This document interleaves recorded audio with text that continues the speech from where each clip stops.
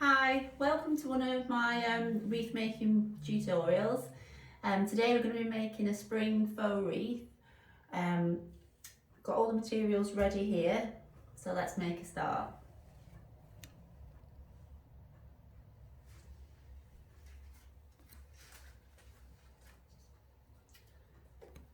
So the first step that we need to do is bundle together all your foliage.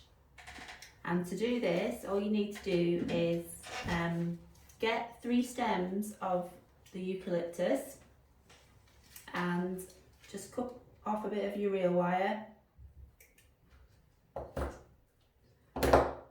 and then we're just going to bind them together. So your binding point is 1/3 up the stem. So this is your 1/3 marker here, and then all you need to do is literally wrap round the bendy wire, and then once you've done it, I like to just get my pliers and just tuck in the ends because they can be a bit sharp. So by doing that, it makes it a bit easier to work with. If you have a kit that has flowers in, it's the same technique. So just cut off a little bit of your wire again, and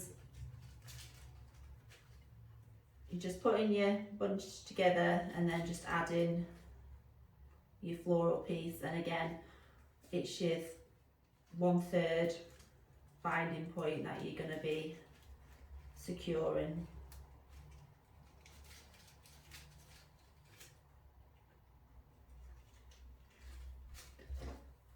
And just tuck it in. There you go. So it's as easy as that. So you need to do that with all your foliage, and then you're pretty much ready then to start making your wreath. So the next step is to get your wreath ring and your reel wire, and then just anchor on your wire just a couple of centimetres around the rim, just so it's anchored on. So at this point, what I like to do is all your bunches of foliage that you've wired up, I like to just separate them into 2 piles. And so it's basically 2 even piles of your foliage, and then when it comes to making it, you've got half of your foliage to do half of it, and then you want 50% of your materials left to do the second part. If you've not got half of your material left for the second part, you're going to run out, so you put them too close together. So you would just have to unwind it and just restart it again. But it is a really good guide, that. So to make the wreath, just bring back your wreath ring, and then all you need to do is place your stem just in the centre of the outer ring, and you're just wrapping round your reel wire just a few times until it's secure. So it needs to be quite firm, but don't strangle it, lest you'll bend the wire.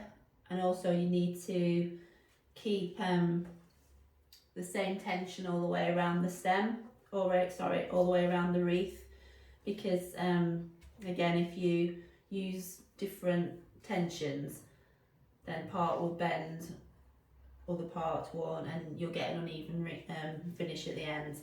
So the next piece you need to do is just go below the previous piece, and then you're just winding round, same technique.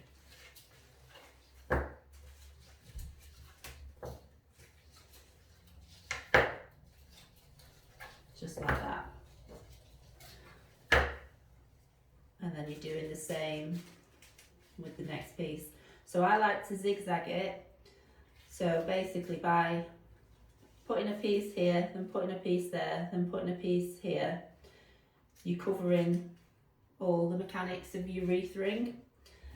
And again, it just gives it a better finish. So again, we're just pulling it round until it's secure like that.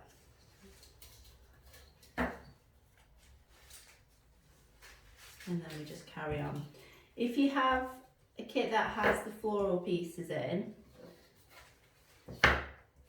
what I like to do with that is I like to have an idea of how I want the pieces to go, the flower pieces. So you could map it out before you start, and then as you're going, you can then just apply your pieces with the flowers in, and it is literally, again, it's the same technique.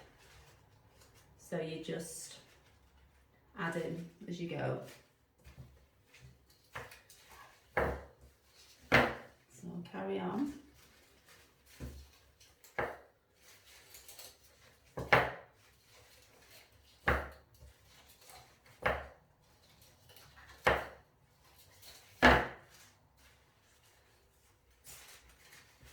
So as you can see, there's a nice wreath starting to build here.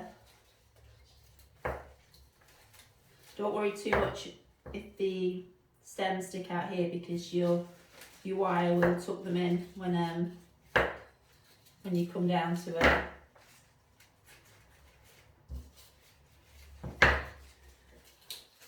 When you are wiring around your stems, always make sure you start at the top, or you get the top bit covered, because that secures it nicely into the wreath. It won't move then.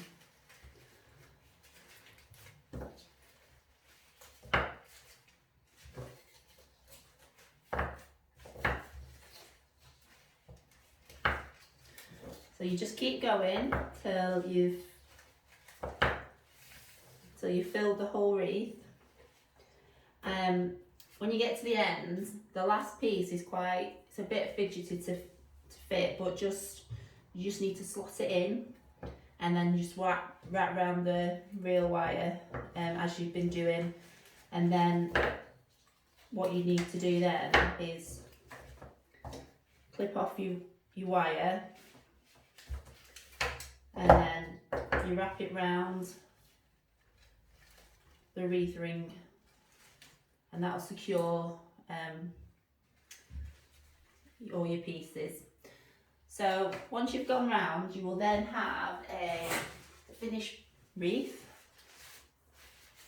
like that.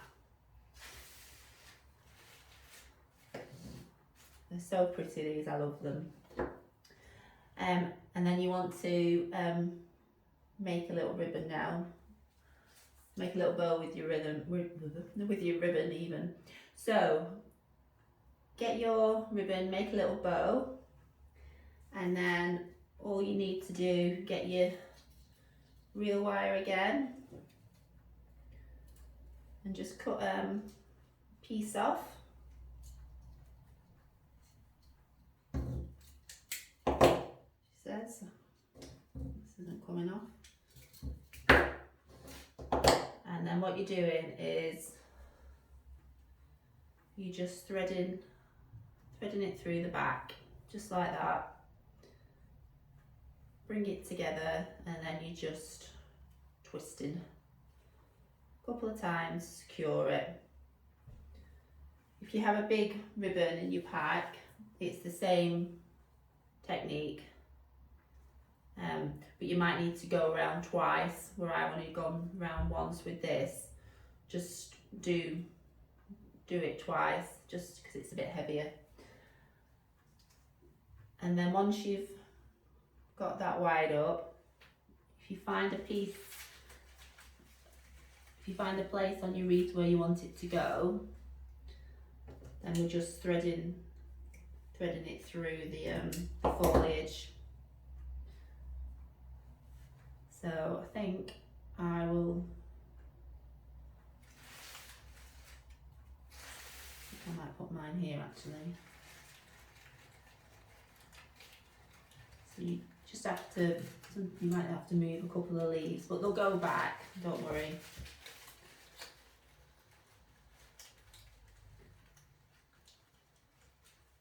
So just thread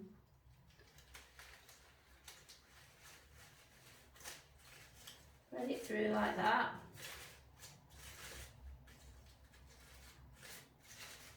Piece. And then what you're doing then is just wind the wire around on itself to secure the bow in.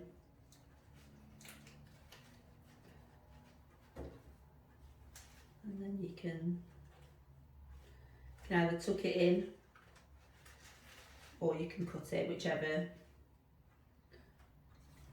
you find easier. So there you go. And then just tidy it up and that's your bow on. So the back of your wreath, that's what it's going to look like.